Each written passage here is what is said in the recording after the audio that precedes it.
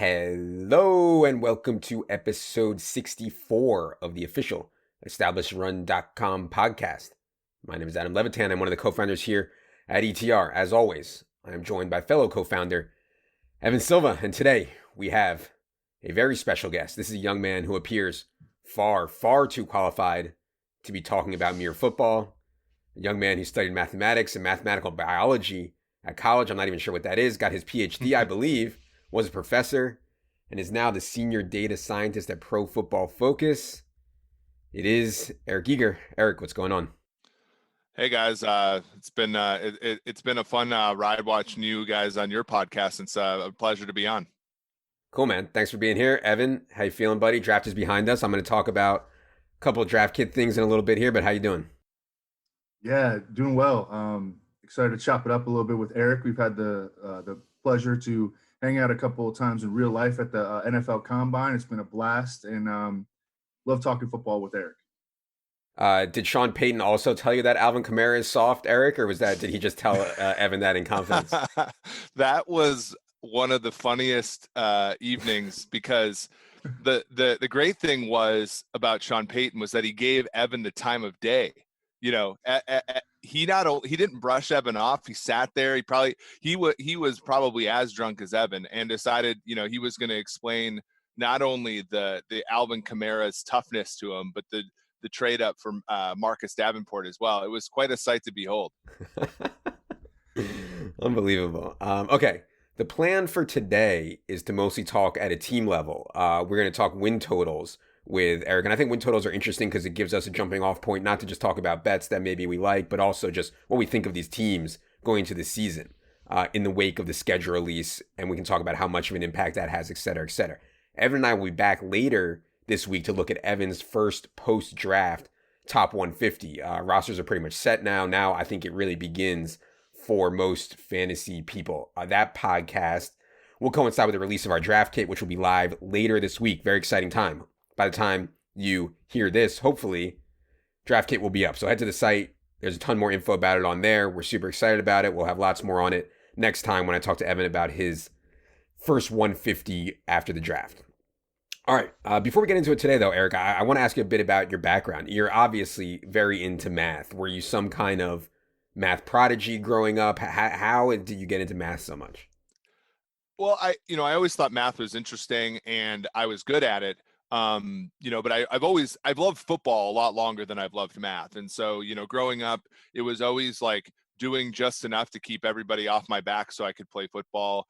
Interestingly, I was a lot better at math than I was at football. I got a Division II scholarship to play tight end at a school called Minnesota State, which is in the same conference that Adam Thielen played in, and Mark Trestman played at. So it was, I was an okay player. I started for 2 years, but I, obviously had, if I was going to make a career out of football, it was not going to be through playing. But eventually I found that math was a cool way to sort of study things. And so when college was finishing up, I was a little bit, I would say, like, disappointed I didn't study as much as I could. So I went to graduate school. And while I was there, I kind of put football on the back burner for a while. I got a PhD in applied math and, specifically population dynamics, studied diseases and things like that. So, if I was still a math professor, that'd probably be what I would be doing right now. I'd be studying COVID-19, and I went and taught at a school in Wisconsin, University of Wisconsin La Crosse. I taught there for 6 years. And about halfway through, I started doing some writing and sort of consulting work for PFF. And eventually, they needed, to increase sort of their data science footprint. And so myself, my podcast co-host, George Shahuri, some of you guys know really well, Kevin Cole, and Timo Risky, we built the data science group at PFF. You obviously have a lot of experience that maybe could be useful. Do you ever think to yourself, does anybody ever say to you, why are you wasting your brain, your mathematical training on football? Shouldn't you be out there solving all the world's problems? Everybody's dying, Eric. Shouldn't you be saving them?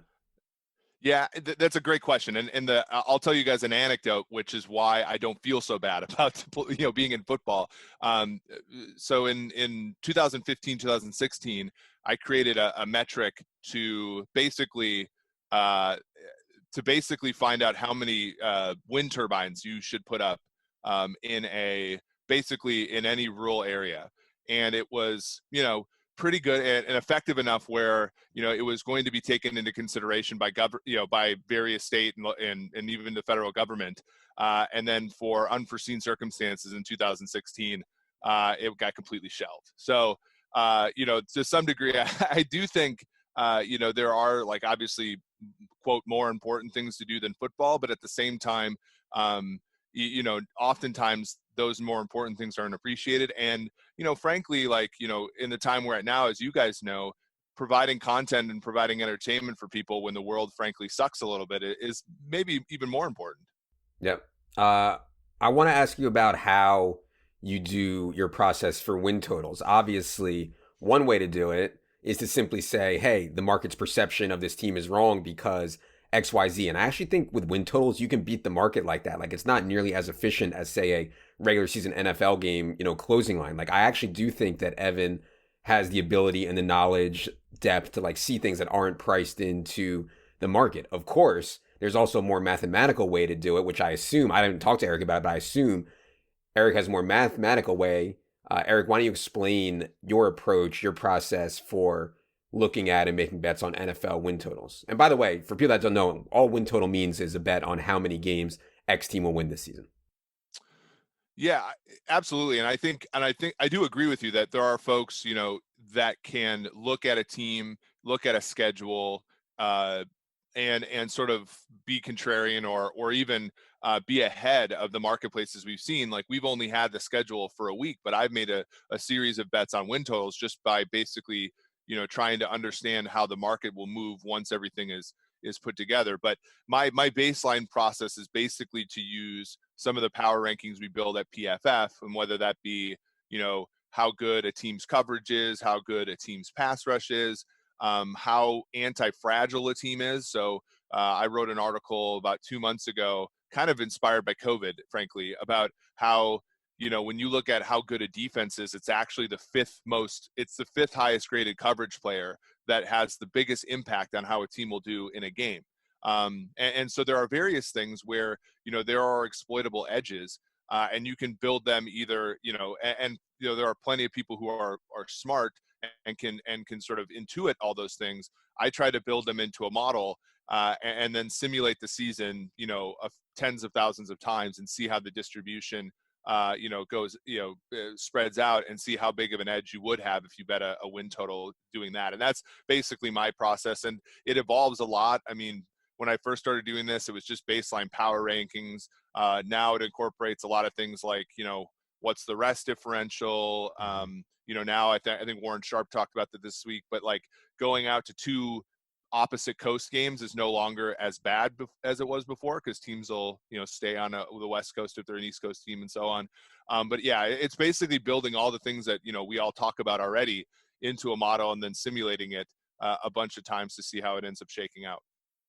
All right, so what we're going to do here is we're going to bring up some teams. Eric sent us some teams that he wants to talk about. I have a couple teams I want to talk about with you guys. Evan has some teams.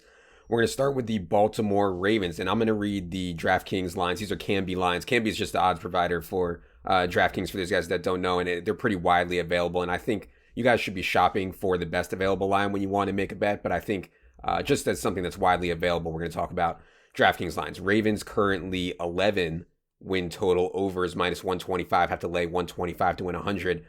To get over on the Ravens, 11 wins. Under is plus 103. Eric, talk to me about the Ravens.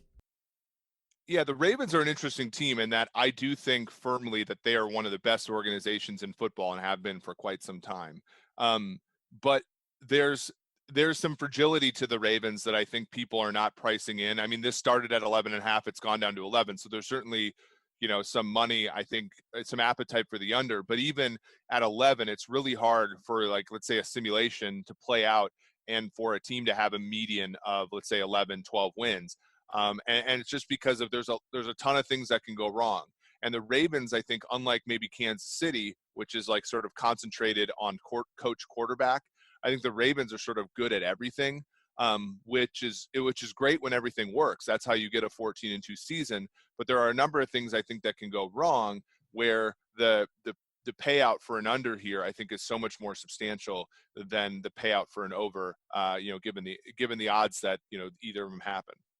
Yeah. Evan, Ravens obviously one of the best teams in the NFL last season. What do you think? One thing I'll talk about in a minute what I think about this one, but Ravens are going to be not sneaking up on anybody this year. People will have a full season to prepare for the way they played last year. What do you think about the Ravens at 11 wins? I think just at so many wins, they're not a bet. If they get down to 10.5, then I think we're talking. And I think we come back and hit the over there.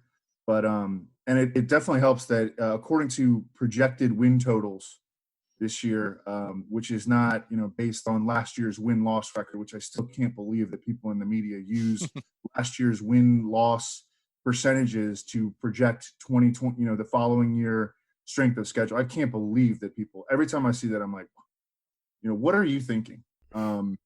But just in terms of projected win totals based on the, sports book lines, which are made more efficient by the market, which is really probably the best way to do strength of schedule at this point, just to, from a simple way to do it. I think, the Ravens have the easiest schedule in the NFL this year.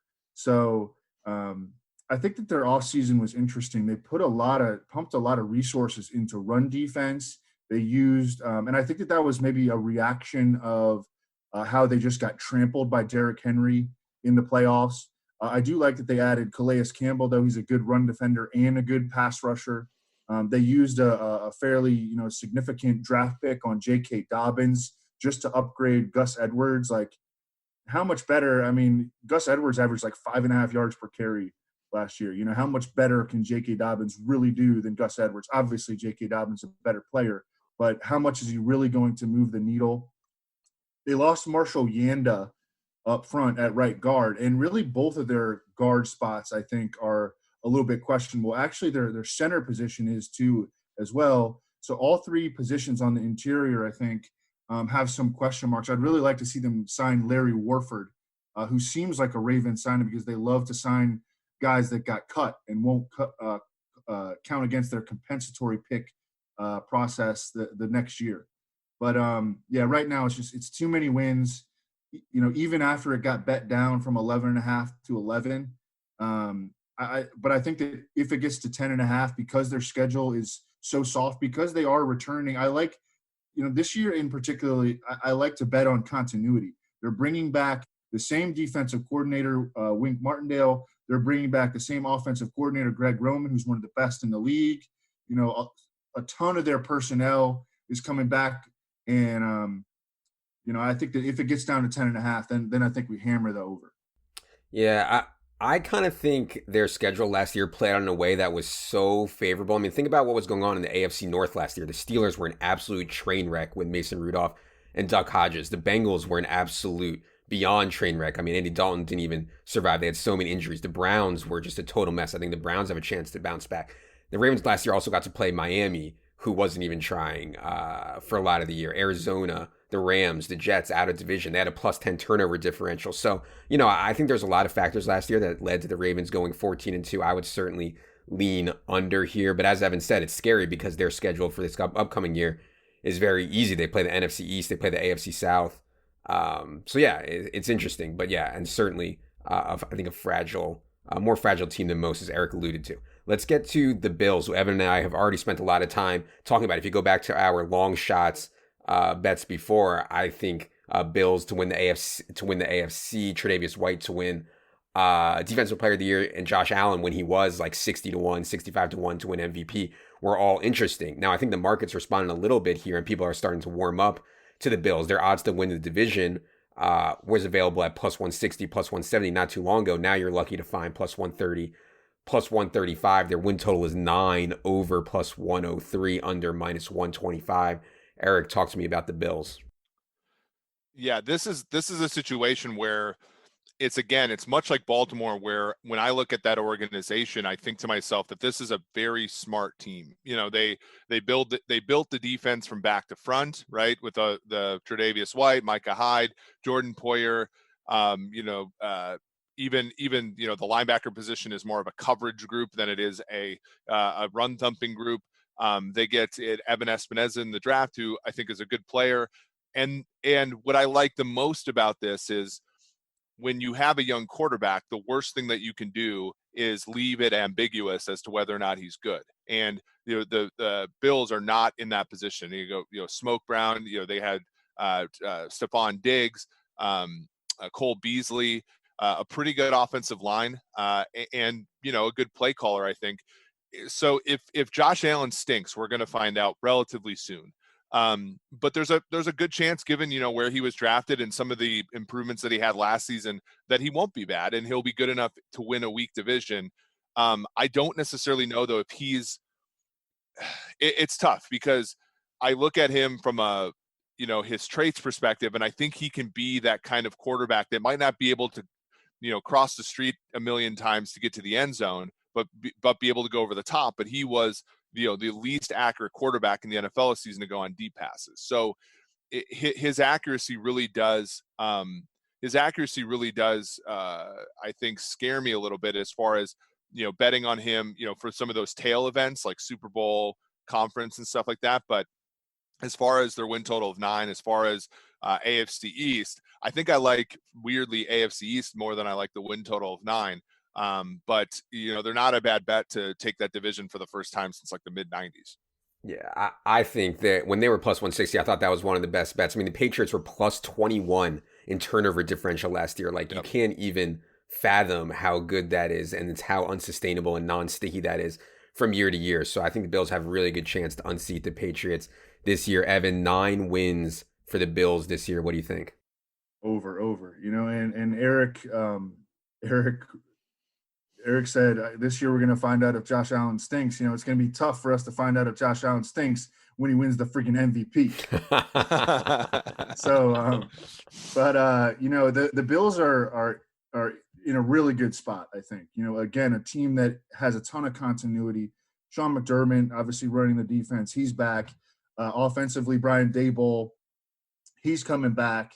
They entered the draft. They really didn't have many holes. I mean, they were one of the least neediest teams entering the draft, and they didn't have a first-round pick, and they still came out of the second round with AJ Epinesa, which I think that if you were going to name a need for the Bills, it probably would have been pass rusher opposite Jerry Hughes. And they also picked up Mario Addison, who's got like 9 sacks in like 4 straight seasons, and is going to have scheme familiarity. He comes from Carolina. They love to pick up ex-Carolina players, which usually is not a strategy that I love, but it has worked out for them. Just picking up the guys that they have a lot of familiarity with, Brandon Beane in the front office and Sean McDermott as the head coach formerly of Carolina. I like their strategy toward building around Josh Allen. I mean, they went all out last offseason, changed like the offensive line, where they bring in like 11 new offensive linemen or something ridiculous like that via the draft and free agency. Threw a bunch of darts at the offensive line, and I think that they wound up with an average to above average offensive line, which was a big step forward from the previous years. They signed John Brown, they signed Cole Beasley, and then they didn't stop there. Like Trubisky, Josh Allen gets a lot of comparisons to Trubisky. That's a Freudian slip, by the way.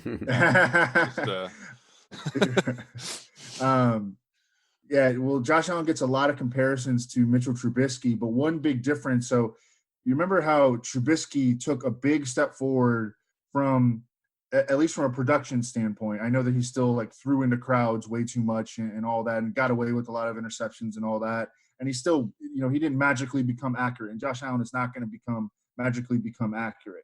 But from year 1 of Trubisky to year 2, in between there, the Bears went all out toward upgrading the supporting cast around him. And you saw results from that. The Bears stopped after that. The Bears did not. The Bears, I guess, they thought they had made it. They brought in 10 kickers. They thought they were a kicker away from, building a dynasty. And, I mean, it was just an embarrassing approach from them. And they did not continue to add to the supporting cast of Mitchell Trubisky, and he plateaued and even regressed in his 3rd season. The Bills did not stop there. they went out and they traded a first rounder and some additional late round picks for Stephon Diggs. And I mean, I think that can be a huge difference maker. And instead of asking Josh Allen to elevate the players around him, they're like, we're going to have the players around Josh Allen elevate him. And, the rushing production, I feel like often goes overlooked when Josh Allen gets hammered. We know that he's going to make wild plays. We know that he's going to be inaccurate, but his rushing production has been as good as any scrambling quarterback over the last 2 seasons. He leads all NFL quarterbacks in rushing touchdowns over the past 2 years. Obviously, he's been really productive from an efficiency standpoint. I mean, how do you weigh that into your evaluation of Josh Allen, Eric? I know that you're almost certainly more down on Josh Allen than I am. Yeah, it's a great point, and I think to your issue about Trubisky, it wasn't just that they didn't put players around Trubisky. It was they stopped building an offense that was conducive to him being successful. In 2018, Trubisky ran the football pretty well, and they used him in some designed runs. They used him a lot in the RPO game. And they built a system where a lot of open throws happened. And last season, it looked as though when you watch some of the games, I specifically think about the Rams game where they benched him at the end. It felt like Matt Nagy was trying to prove a point to management that he wasn't good enough to run a quote real offense. And when I look at Josh Allen with the Bills, if the Bills don't do that, if they still build a system where Allen is running and doing, designed runs and obviously allowing him to scramble and not forcing him to sort of be, quote, a real quarterback too quickly, then I think he can avoid some of the pitfalls that Trubisky had. The main similarity between the two is however you measure it. So we'll chart ball accuracy, for example, on a couple of gradations. So like accuracy plus is like a perfect back shoulder throw. Accurate is, in stride. Catchable, inaccurate is sort of a throw where a guy has to go down for it, but it's still catchable. And catchable, uncatchable, inaccurate. Allen last season, I know he improved from a turnover standpoint and he improved from a completion percentage standpoint, but even like the second half of the season, he was still the quarterback that produced uncatchable, inaccurate throws the most frequently among all the quarterbacks in the NFL. And so season to season, how a quarterback does at limiting negative plays or producing them is pretty stable season to season. And that's what we saw with Trubisky in 2018. And that's what we saw with Allen in 19. If he can improve on that and the Bills still lean into the things that are conducive for young quarterbacks like him and Trubisky to have success, I think that they can have a ton of success. If they don't, if they say to themselves, okay, well, we need Josh to play more like Brady or we need Josh to play more like Mahomes, they're going to be left wanting more. And I don't think that that's as likely with the Bills because I think they're a smarter team than the Bears, but there's still that little bit there where if they take away some of the things that he does well that are unique to him, they might struggle. You just got to give it up, Evan. Analytics Twitter is never going to be on the Josh Allen train. He's going to win the MVP, and Analytics Twitter is going to be like, Josh Allen. Josh Allen stinks. Okay. I mean, I'm just in it for fantasy, and obviously Josh Allen's way, way, way better fantasy player. Very big, very good fantasy player. Way better than real life. Okay.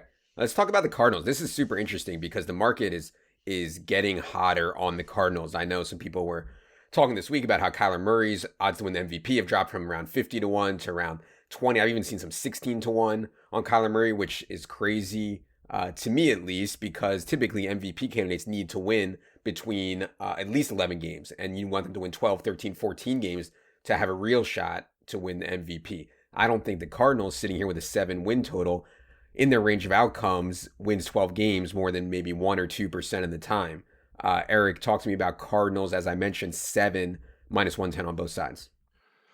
Yeah, this is an interesting one where I think if you shop around, you're going to get a pretty good value because I personally like 7 over here. My projections are sort of more around 7.3, but there are other places, and we talked about this on our show, there are other places where 7.5 is the number, and it's not juiced all that much towards the under. In fact, if you look at like Bet Online, 7.5, the over is -120. So this is an example of where shopping around can get you some pretty good prices, depending upon what you prefer. I'm very much on them on being an improved team. I think they had, if you count DeAndre Hopkins, I think they had the best draft in the NFL in terms of adding value that will be a force multiplier for their team.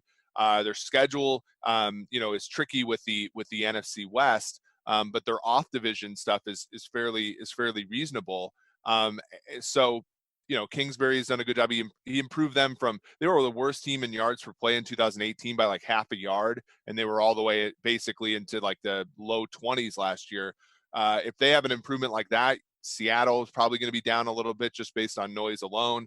The Rams, I think, are fundamentally worse than a season ago, and I think the Niners will regress at least a little bit. There's some opening for the Cardinals, and I think if you're going to get 7 as their win total, I think over is the only way you can go. I think one of the biggest questions for the Cardinals this offseason is evident is how can they implement a lack of continuity between DeAndre Hopkins and Kyler Murray and whatever other changes they want to implement in year 2. What do you think about Cardinals at 7? Yeah, I don't have a strong stance on this team, but I do completely agree with Eric that if you're going to bet them at 7, I mean, I think you're definitely taking the over. You're not betting them to, win 5 or 6, So, and I think that they're going to be improved, but I think that, yeah, that's a concern not only from a win total perspective, but also from a fantasy perspective. How is DeAndre Hopkins? Is he going to be able to jump right in? And I mean, the way that DeAndre Hopkins wins is not necessarily with, tons and tons of separation, right? So there has to be a trust factor that is developed between him and Kyler Murray. I think he's going to be playing on the outside, like, certainly primarily and maybe like at a 90% clip, because I think that Fitzgerald is obviously going to be in the slot. And then when they go 4 wide, I think that Kirk is probably going to go into the slot before Hopkins does. So I don't know, like I'm definitely going to be below consensus on DeAndre Hopkins from a fantasy standpoint.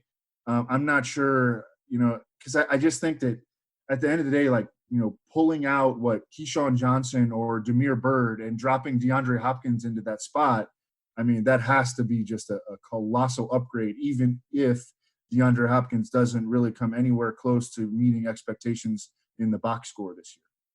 Yeah, I'm probably going to stay away from this one too, just because I really like a side on the Rams, which I'm going to get to in a minute. And so you can get exposure to some of these division teams that are in the same division by making bets on the other side. We'll talk about that when we get to the Rams. I want to talk about the Bucs because this is super interesting. I mean, ESPN and the national media and all the Tom Brady freaks are so excited about the Bucs, and their odds to win all kinds of stuff have absolutely plummeted. Their win total has skyrocketed up to 10 wins for Tampa Bay Bucs.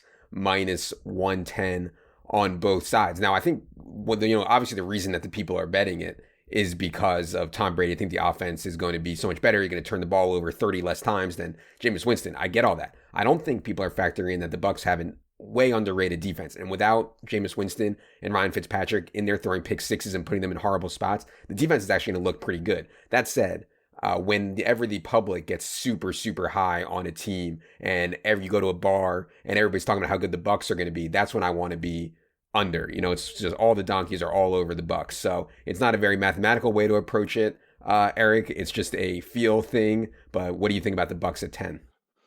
No, I think you're on the right track here. Maybe if it, back when they were being dealt at 9.5, over could have been a good play. I think now that it's at 10, it's hard for me to bet a 10 over for a team that's been around for a long time, that has been good for a long time in a season win total, let alone a team. You're absolutely right about their defense. They were a top, I think, top 10 team in expected points allowed. They were a top 10 team in yards per play allowed. They bring back a lot of pretty good players. They get Antoine Winfield from Minnesota in the draft, which I think really helps them. They drafted a ton of defense, a ton of coverage in the last few years, and I think that really helps them. Todd Bowles is a great defensive coordinator. But the issue is there's a chance that Brady last season was the product of a bad system and a bad supporting cast. It's certainly plausible, but there's also a chance that Brady has fundamentally lost it a little bit. I mean, I talked about Josh Allen's catchable inaccurate rate. During the second half of the year, Brady was third in that, behind Allen and I believe David Blau. So it wasn't there. There are some things about a 43-year-old quarterback, and we talk about risk all the time. A lot of things have to go right to go over this, especially when it's 10 flat. There aren't that many things that have to go wrong for this bet to be dead, let's say within the first 2 months of the season. So I'm under here on 10 if I can get it, and it looks like it's not all that pricey to go under here. Yeah. Evan, Bucs need 11 wins to win this bet. How often do you think that happens? I mean, I think they're legit pretty good. And I think that they can be good even without Tom Brady, like all of a sudden, flipping the switch and getting back to, 2015 Tom Brady. Mm-hmm. Because their defense is so good. They have bookend pass rushers in Shaq Barrett and Jason Pierre-Paul. They have a really strong interior with Vita Vea and Ndamukong Suh. Those guys act like a shield in front of Devin White and Levante David, one of the most athletic linebacker duos in the NFL. I think that their secondary is really underrated. I think that Jamel Dean emerged as a stud corner last year, and Sean Bunting, I think, can take a second-year leap. And I don't know. I think that their defense is going to be legit, and it's going to look so much better, as you kind of alluded to when you first started talking about them, just because they're not going to be giving the ball to the other team all the time. I think that, get like Tom Brady, just the fact that he's going to be getting the ball out more quickly is going to make the offensive line look a little bit better. I think that the Panthers could be really, really bad this year. I think the Falcons are going to stink. And I think that the Saints are really, really talented, but, their quarterback is 40 plus years old. So I like the over at 9.5. Maybe I'm buying or drinking the Kool-Aid too much on the Tampa Bay Gronkineers. Yeah. What do you guys think about the off? So Adam, you talked about playing basically the other side of a bet differently. I mean, this really hinges on whether the AFC West is a one-team division again, right? The AFC West. I mean, because the Tampa Bay plays the AFC West, right? I got you. If that division has 4 reasonable teams, mm-hmm. then this is harder. But if that division is like it was last year with the Kansas City Chiefs being a sure L for most teams, but 3 sitting ducks, then I'm going to be less. I'm going to hesitate to bet the under a little bit more than I normally would. Yeah, I think the Broncos, and we'll talk about the Broncos in a little bit here, I think are maybe a little bit better than people think, but I'm skeptical, I think, on Chargers and Raiders making any actual leaps. But yeah, it's a good point. I mean, all these teams that have out-of-division schedules that are worth pursuing. All right. Sounds like you're a hometown Are you like a Vikings fan or something like that, Eric? Is that your squad? I grew up a Minnesota Vikings fan. I have since relented a little bit, but okay, good. Yeah, I grew up a Redskins fan. And he just started rooting for the best team in the NFL. Funny how that goes. No, that's not true. When I lived in Nebraska, I started rooting for the Chiefs because they were the only team on. Right. But that's a 10-year evolution from growing up a Vikings fan, losing my religion, and then being a Chiefs fan. So wow, I see. Yeah. Convenient timing. It is convenient, okay. Yeah, for sure. I see. All right, well, let's talk about the Vikings. Vikings over 8.5 is minus 121. So you have to lay a lot of juice to get over 8.5. On the Vikings, under is even money. What do you think about how the Minnesota Vikings are going to play this year? Yeah, I wrote this up on PFF pre-draft. I liked the under when it was 9. And I still, if I were forced to bet one of these sides, I would still take under 8.5. To you guys' point that you've alluded to a number of times, I think even though the Vikings have one of the best drafts in the NFL this past month, continuity is so key in this sort of shortened off season. And they lost their best player in Stephon Diggs. They're replacing him with a guy who had one really productive college season in Justin Jefferson, playing one position, which is slot, which is different than what he's going to play for Minnesota. They lost all 3 of their starting cornerbacks, and I know Xavier Rhodes wasn't good anymore, but they have to replace him, Mackenzie Alexander, and Trey Waynes with some combination of Mike Hughes and 2 rookies. On the defensive line, they lost Everson Griffin, and they didn't really replace him with anybody of a blue chip caliber. And they're expecting Ezra Cleveland on the offensive line to improve a unit that struggles often. Not necessarily last year where they were ahead most of the games, but when they get behind, they really struggle as an offensive line. So I think the Vikings are going to be good long term, but this particular season, I'm selling them. Vikings obviously not playing the most efficient kind of football because they're trying to hashtag establish the run constantly. Evan, what do you think about them at 8.5 over 121? Is that, and as Eric alluded to, if you want to take the under, when you get even money plus 100, you're really shading closer to 9 anyways in terms of effective lines. So 8.5, 9. What do you think there, Evan? Yeah, I mean, I think that Eric makes great points. The pass defense is all of a sudden becoming, a big concern from a pass rush standpoint, from a coverage standpoint. Can Mike Zimmer coach that up? I think in a normal year, yeah, there's a chance that he could, but this is not a normal year, and he's gonna have to, no one's gonna be able to do as much coaching as they usually can. Stephon Diggs was, moving on from him was, I think, a really big blow. This dude was tied for second in the NFL in yards per route run this past season. I love the way that they used him last year. Stephon Diggs obviously wasn't happy with it because I felt like he really talked his way out of Minnesota. The offensive line is still a concern. I don't know. I think it's a pass for me because, at 8.5, taking the under on that, I mean, I think that they can still easily be a 9 or 10 win team. The Packers really don't scare me. The Bears, I think, are just, dead average, and the Lions are not particularly imposing. Although I think that they're going to be better than they were last year. They were playing really good offense in the first half of last season before Stafford got injured. But I think the Vikings are a pass for me. Yeah, plus 11 turnover differential for the Vikings last year. Obviously, pretty noisy there. Let's go to some of the ones that I highlighted. First one I want to talk about is the Miami Dolphins. Miami Dolphins total is at 6 minus 110.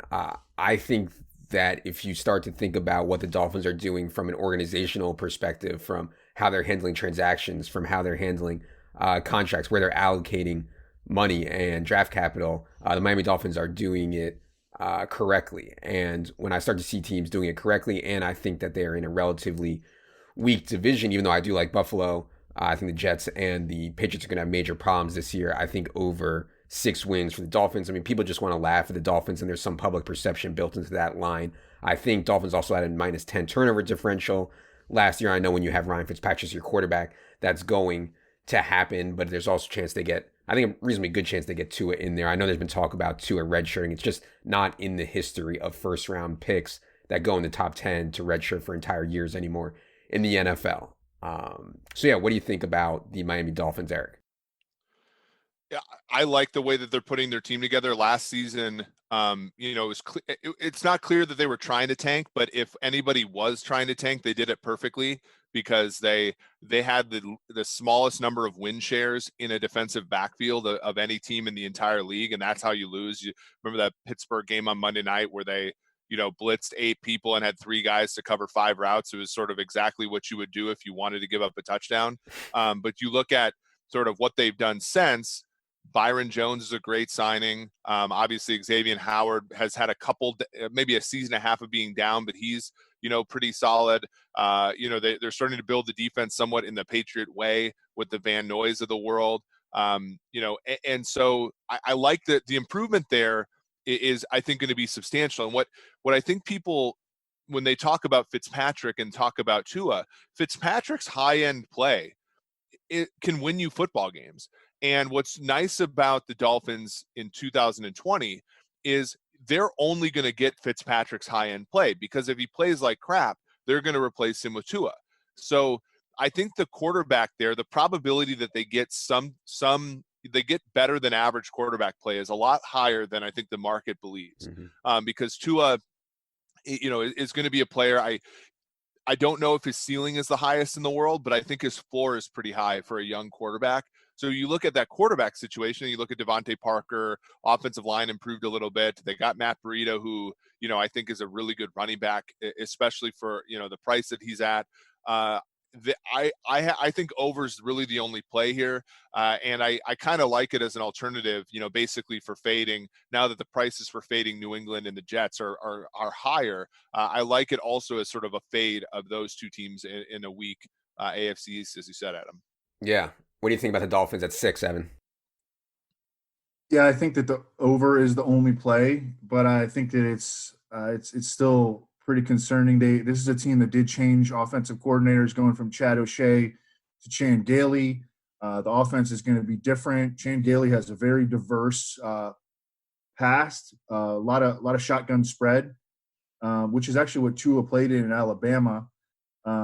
I think Ryan Fitzpatrick can function in that kind of offense, but I do think that there's, a strong chance of quarterback controversy within the new offense.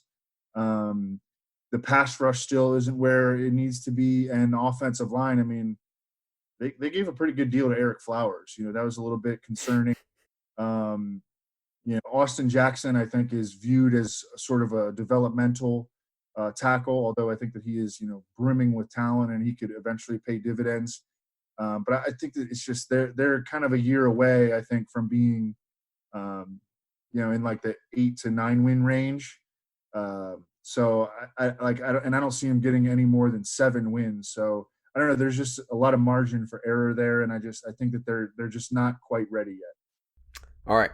Let's go to the Los Angeles Rams. And I mentioned, I would rather take Rams under 8 at minus 110 than be on Cardinals over 7. I think you gain some exposure there, because if the Rams were to sweep or if the Cardinals were to sweep the Rams, they would have a really good chance of going over. And if the Rams were to sweep the Cardinals, obviously the Cardinals are dead. So I just think the Rams at this point have exposed themselves as being a really poorly run team. And Eric mentioned at the beginning, which I think was a really good point, about trying to figure out which teams are anti-fragile. The depth of the Rams has just been blown out of the water by the outrageous contracts they've given to some guys on their teams, which look like some of the worst contracts in the league, like Gurley, like Goff, et cetera, et cetera. So a thin team, a poorly managed in terms of draft capital and financial allocation, I want to be low on this, especially when they're in a division which I think is really strong. I mean, there's going to be no easy games when you play Cardinals, Seattle,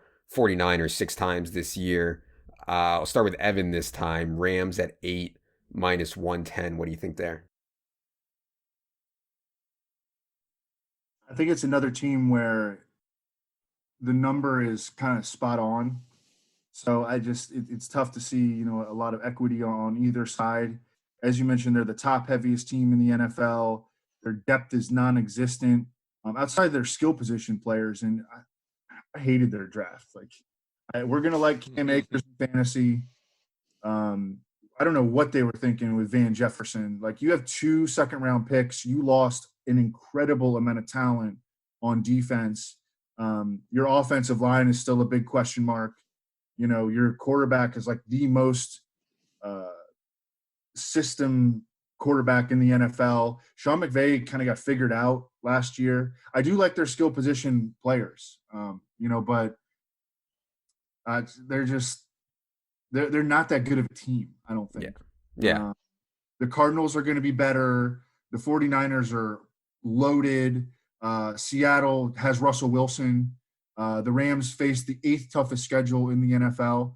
I don't know if they're bad enough to take the under here, but I would not feel comfortable with taking the over. Yeah, I think they are bad enough. Eric, what do you think? Yeah, I mean, this number opened at 9, which I thought was an absolute atrocity. I still think at 8, it's a very good play, and there's a couple reasons. Not only did they lose a lot of defensive players, and not only, to your point about the contracts that they already have paid out, they traded 2 first-round picks for Jalen Ramsey without having him under contract, which further hamstrings them. I mean, the definition of power is having options, and they have almost no power to do much of anything to benefit their team.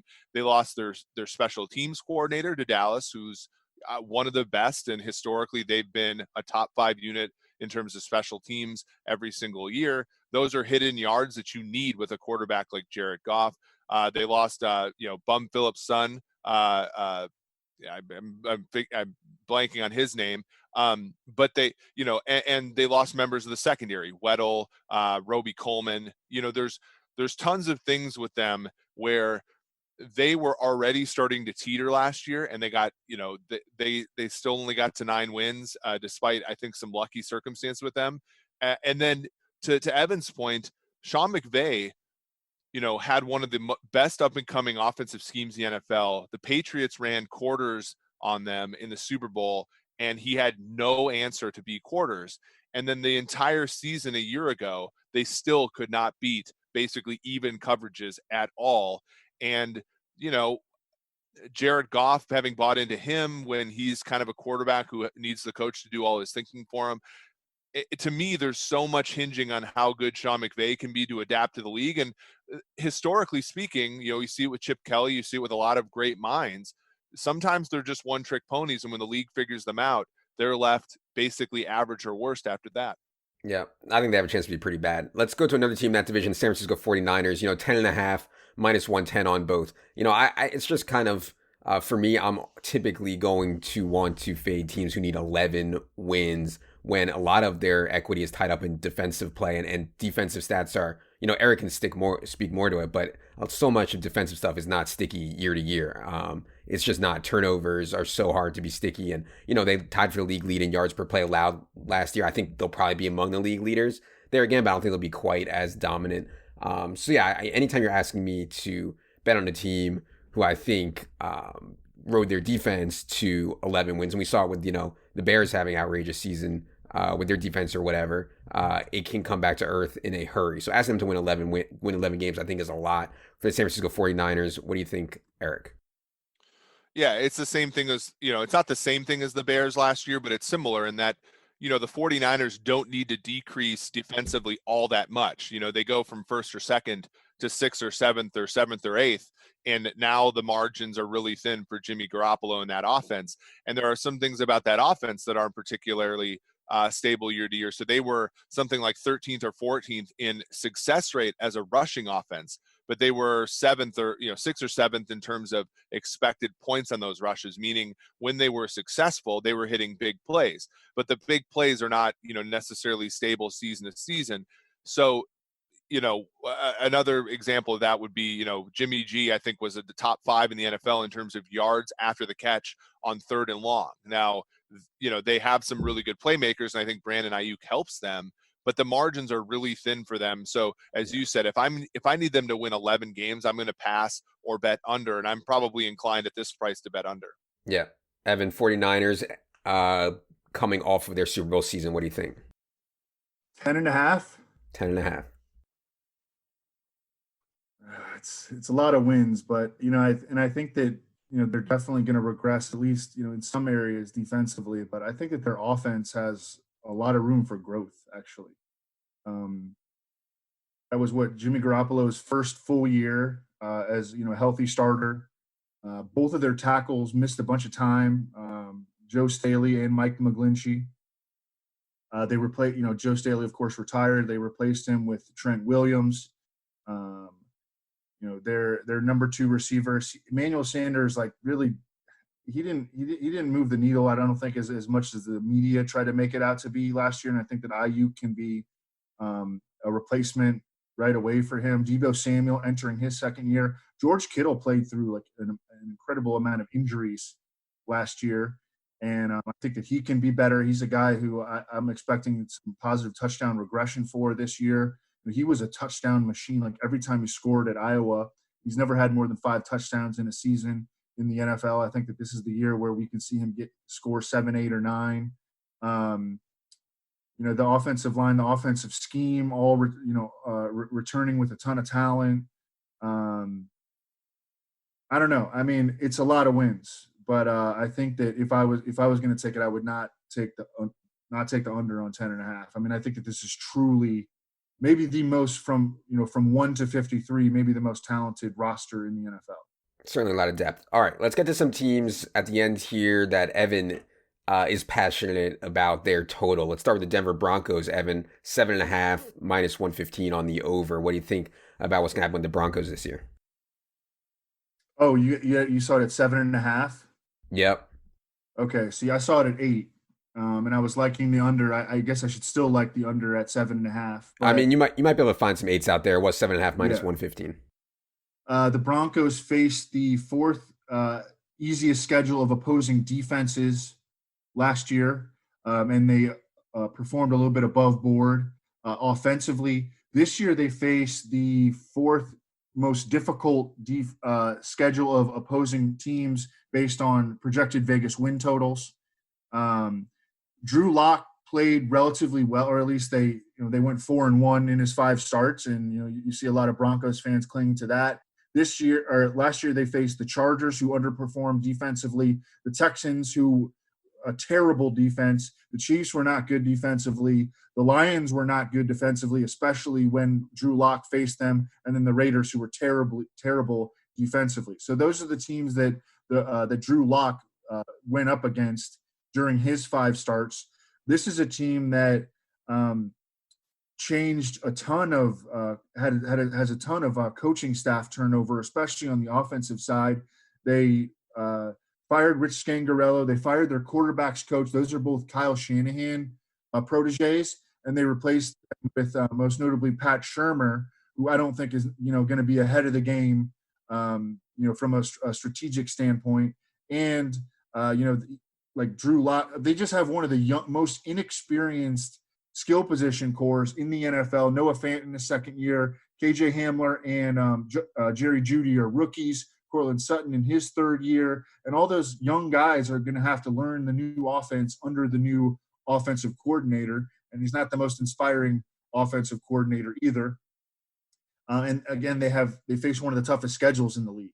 So I actually like I think that what they're putting together, like I really like their draft. I think not like the highest grade. They also acquired Jarrell Casey, gave them like the highest grade among all teams, but I just think that it's gonna take a year.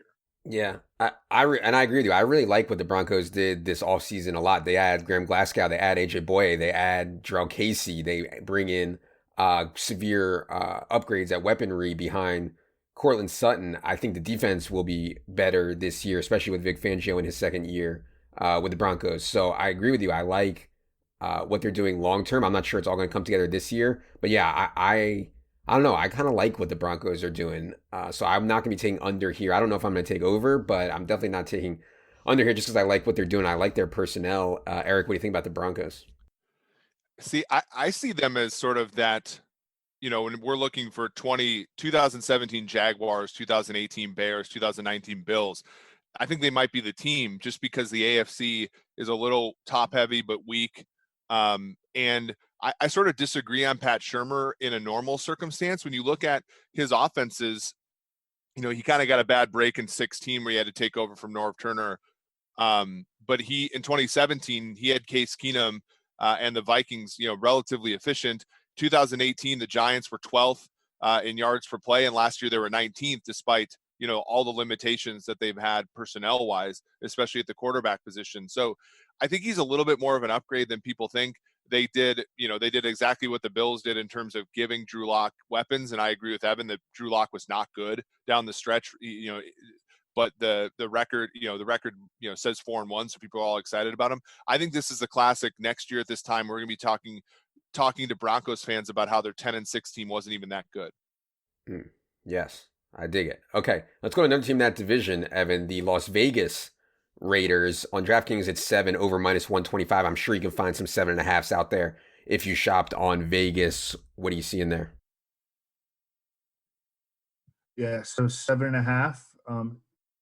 Yeah, this is a team that just way overkicked, like in terms of win loss. Just way outkicked what they should. They had one of the worst point differentials last year.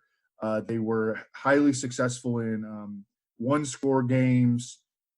This year, they faced the third toughest schedule based on sportsbook win total projections. They had the potential for quarterback controversy I mean, the Raiders gave Marcus Mariota a pretty decent contract. Mike Mayock has liked him. Ever since he came out of Oregon, was his number 5 overall player, number 1 overall quarterback in that draft.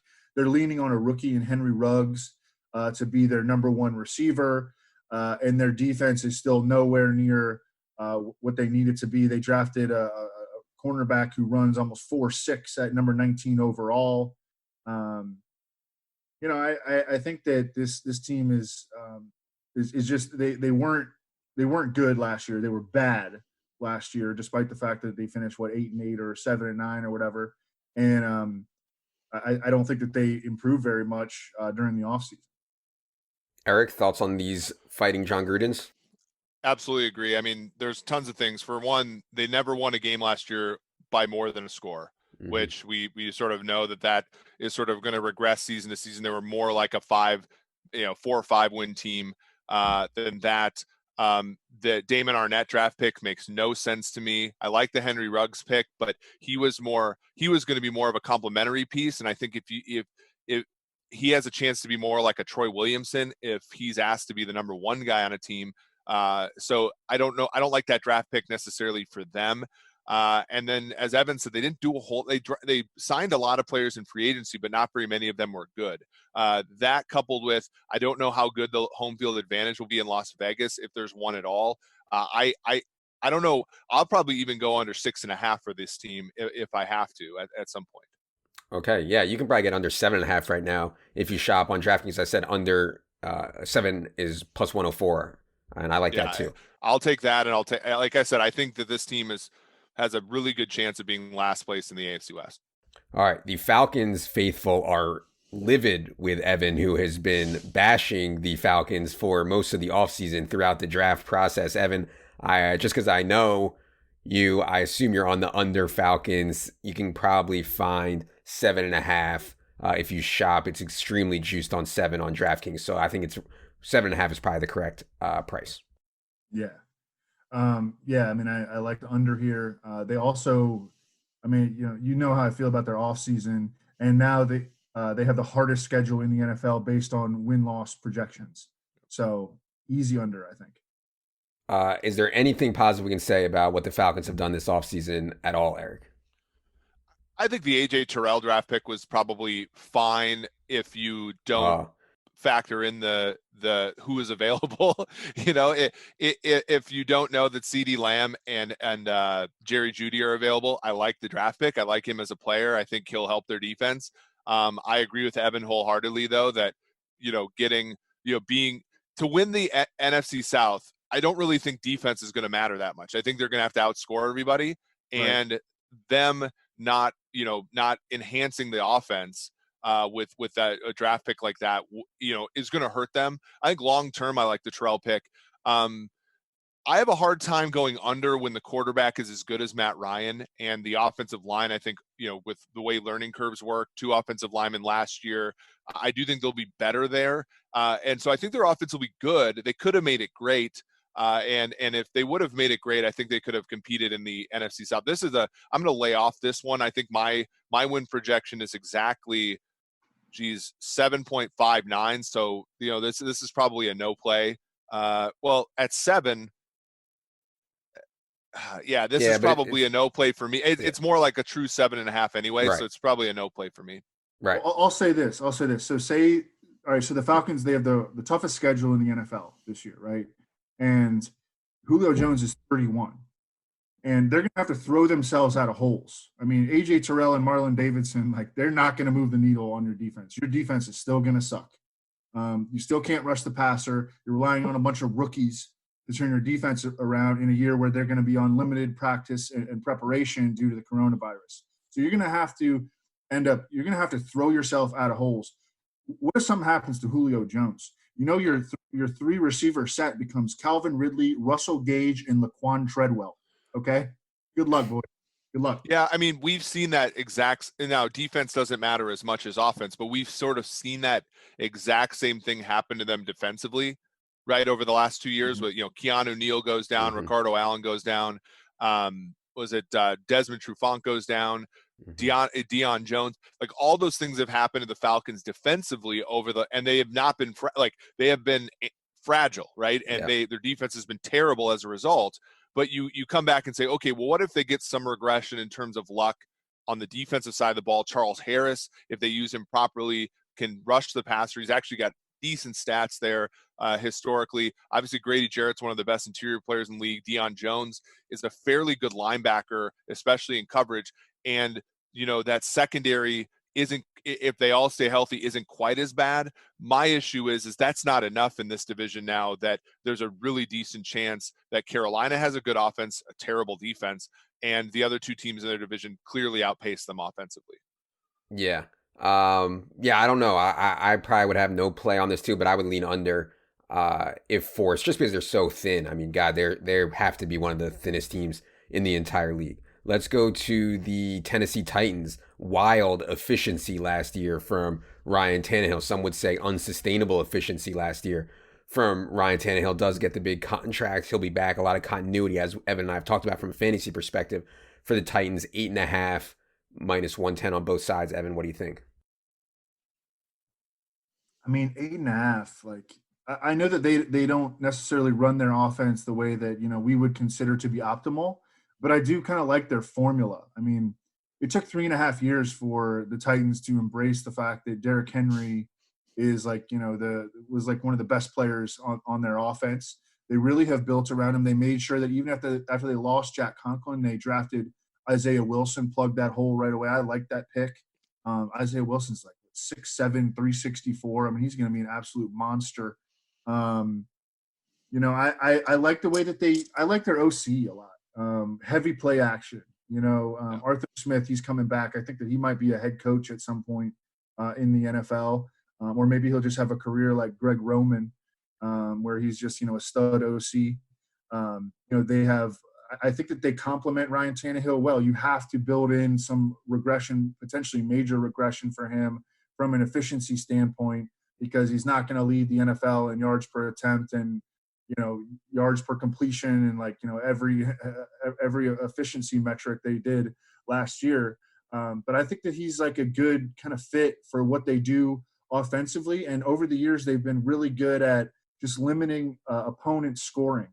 I don't know if they will continue to be that. I mean, I think that they will. I mean, I think that they play like a brand that they can eke out a lot of wins. They're not going to go 13-3, but I mean, I think that they're going to go. They win like 9 games at least, like every single year over the last half decade. And at 8.5, facing the second easiest schedule based on opponent win totals. I like this over. I mean, I think that they are a 9 or 10 win team.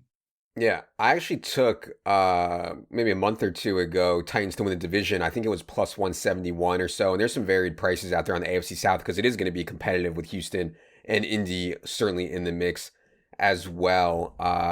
Eric, what do you think about the Tennessee Titans? I know they do not play a pro football focus endorsed brand of football. But at the same time, they do a lot of things that I think we would endorse, in the sense that play action is something that evens the playing field at the quarterback position. And when somebody like Ryan Tannehill is your quarterback, they average more than 13 yards per pass attempt with play action last year. That's how we would endorse that. I think they haven't given Derrick Henry a big contract, which I think is probably plausible. Given that he might regress. But I mean, Henry had over 1,000 yards last season after contact. If you count the playoffs, that's something that is a running back skill, and he possesses it. Arthur Smith, to Evan's point, is a great play caller. And, Christian Fulton in the draft is somebody, their biggest weakness last year was they couldn't cover anybody, and they also couldn't rush the passer, but those are sort of intercorrelated. And they get a first-round talent in the back half of the second round. I really like where they've gone, and plus 170 is a great bet for them to win the AFC South, and over here I think is a really good one, especially considering I think we're all overvaluing the Indianapolis Colts and what Phillip Rivers can do, with barely any sort of like acclamation, and his first team move in his career.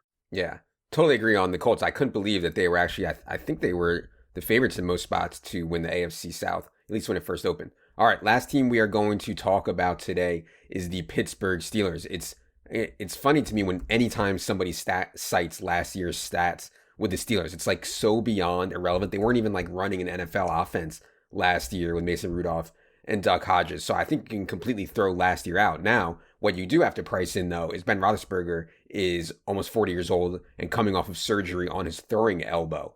I don't know how that factors in, Evan, but it's factored in at least somewhat because the Steelers are at 8.5, 9 in most spots, 8.5 minus 125 on the over on DraftKings. Yeah, I mean that makes betting the Steelers like terrifying. With regard to Ben Roethlisberger, no question. His age, he had 3 tendons reattached in his throwing elbow. I mean that's scary, no question. But if we can get 14, 15 games out of him, I think that this can immediately return to being one of the best teams in the NFL.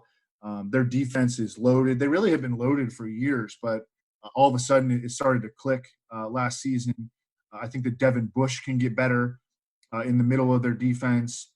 They made the smart play, I think, on Bud Dupree by franchise tagging him and keeping him motivated because he did have a breakout year, but not until his contract year. They returned 4 of 5 offensive line starters.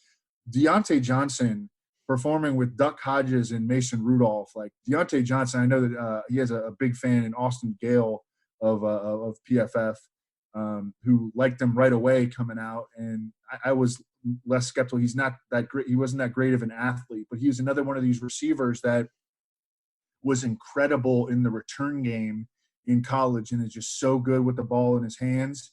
And man, I mean, to put up the kind of production that he did with Duck Hodges and Mason Rudolph, again, but it comes back to can Ben stay healthy? Because we do not want to get back into a Mason Rudolph and Duck Hodges problem.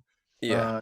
I think they should sign Cam Newton. Like, if they were to sign Cam Newton, and I think Ben would just never allow it. He'd be like, no way. We're not bringing him in here.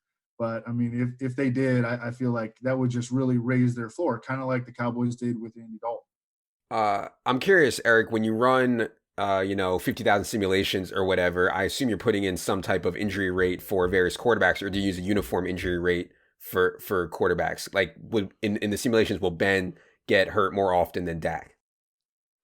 Yeah, he gets hurt a little bit more often. There's also like each quarterback sort of has like a regressing rate, which is sort of based upon certain factors. But like, the idea is that let's say the Bills go 12-4, they're not going to go 12-4 and then enter the playoffs with the Josh Allen they started with.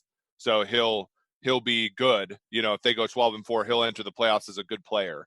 And the same thing is sort of true with Pittsburgh. If Pittsburgh goes 4-12, it's not going to be with Big Ben being awesome. He'll have regressed somehow, either via injury and having put in a different quarterback, or having him just simply regress.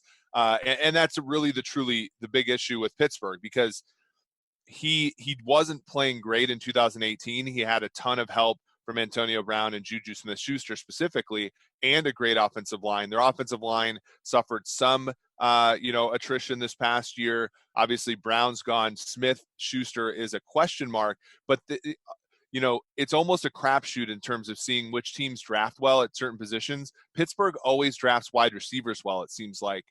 And so I'm going to temper my expectations of the Steelers only because I think their defense can only go down. But offensively, I'm cautiously optimistic about them. And I'm probably just going to lay off that bet because of those two competing factors. Yeah, I mean, from a fantasy perspective, and Evan's talked about this a lot, it's blatantly obvious to me that all the Steelers' ADPs are going to be higher in July than they are right now. That goes for Juju, that goes for Ben, that goes for Deontay, that goes for James Conner. Once people actually start thinking and throw out all of last year's stats, I think there's a lot of ceiling to be had at current price tags. And when Evan's first top 50 first comes out, I think one of the things that's going to stick out to people is where Juju Smith-Schuster is ranked. Yep. But that is another topic for another show. Eric, tell the people where they can find you, how they can follow you, et cetera, et cetera. Yeah, so my Twitter handle is PFF_Eric. I do a twice weekly podcast called the PFF Forecast, which is on iTunes and YouTube and things like that. So after you're done listening to this podcast every week, go ahead and give ours a listen. All right, really appreciate you being here. Evan and I will be back later this week for the big reveal of his post-draft top 150. So, for producer Luke, for Eric, for Evan, I am Adam. Good luck, everybody.